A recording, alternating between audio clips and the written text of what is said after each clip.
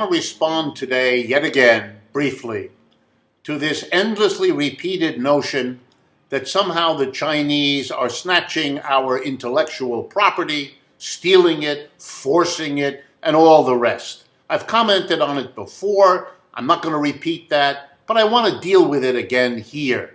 And there are two reasons. Number one, trade wars have a nasty habit of becoming military wars, killing large numbers of people.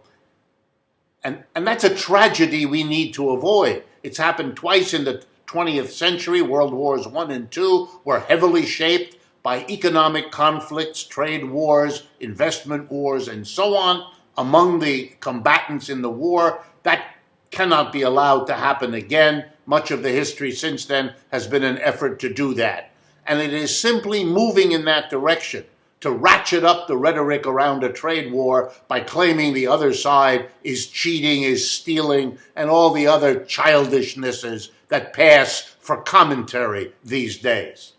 And the second reason I want to oppose it is there's more than a hint of racism here, some kind of idea that the Chinese people and the Chinese culture couldn't on its own develop science and technology and has to rely upon stealing from the West in general and the US in particular.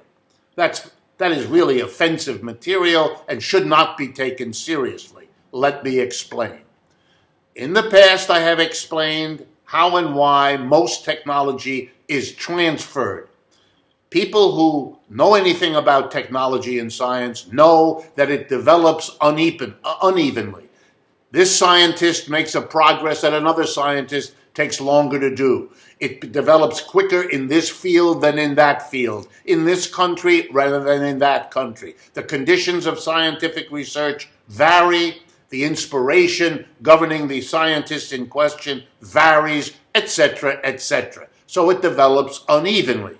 Those parts of the country or the world that are not as advanced as others study what is coming out of the advanced part of the world. They read the journals. They go to the conferences. The purpose of the conferences and the journals is to disseminate knowledge and information, to make it available, to speed up everybody by having those that are not as quick learn from those that are. And most common thing you'll see is one scientist helping another and then being helped by that other because each of them has something to teach the other. That's the humane, that's the intelligent, that's the historical way science progresses. It is bad faith later on to come back and say that what was passed in the normal course of scientific diffusion was stolen by one side or the other. No one forced the American companies that went to China in the last 30 years, cutting deals to get access to Chinese cheap labor and to get access to the Chinese market, which is one of the fastest growing markets in the world. No one forced the American companies that wanted those things to go there. The deal the Chinese made with them is, where we are behind you technologically, that's something you can give us. And what we will give you in exchange is low-wage labor, very disciplined, and access to a rapidly growing market. American corporations made that deal because it was profitable for them to do so. Number one. Number two, the idea that the Chinese are not able to develop their own science and technology, well, that's based on ignorance. We actually have a good response. A very famous British scientist, one of the most famous in the history of the United Kingdom, a man named Joseph Needham, produced, starting I think it was in the 1960s or 70s, a multi-volume study, this British economist, of science and technology in China. It's a multi-volume work published by the Cambridge University Press. It was made a modern library books, 100 best nonfiction books of the 20th century. A major piece of work. And here's what it shows. The Chinese, far from being backward, have, over the last several thousand years, often been in the forefront.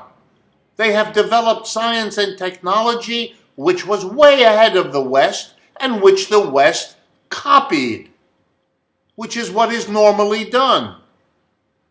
In recent times, the Chinese economy was a quasi-colony. It never was a full colony, but after the Boxer Rebellion, particularly, before that in the 19th and afterwards in the 20th century, China was under the thumb of a number of Western countries, and its science and technology didn't keep up with some advances in the West, which they are now copying and learning from, just as the West learned from them.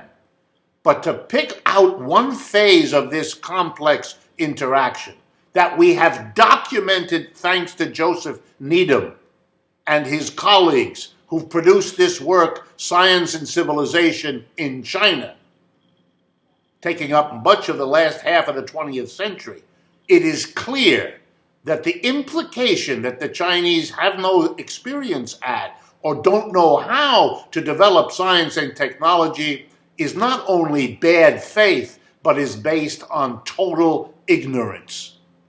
We are not going to win some technological race. That's not how it works. We're going to have to exchange. We're going to have to live to learn and learn together, because the alternative slows everybody down and is a one-way road to war and catastrophe. Shame on those who argue for that road, who take the cheap shot of calling thievery what has been a long tradition of scientific development, just as proudly accomplished in China as anywhere else. And this has nothing to do with endorsing the current Chinese regime or being without criticisms, neither of which come from us. But you have to call it what it is in the face of this crude, warlike level of accusations that are simply wrong.